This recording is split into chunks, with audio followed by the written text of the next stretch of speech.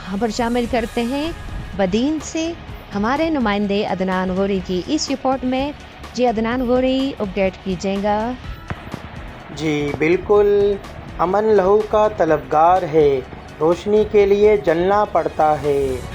4 अगस्त योम शोहदाए police day के मौके पर district police Badin SSP Badin Shahraz Nazir की हिदायत पर योम शोहदाए पुलिस के मौके पर डिस्ट्रिक्ट पुलिस हेडक्वार्टर बदीन में शहीद पुलिस की ईसा सवाब के लिए कुरान ख्वानी का एहतमाम किया गया और यादगार शोदा पर चरागा किया गया।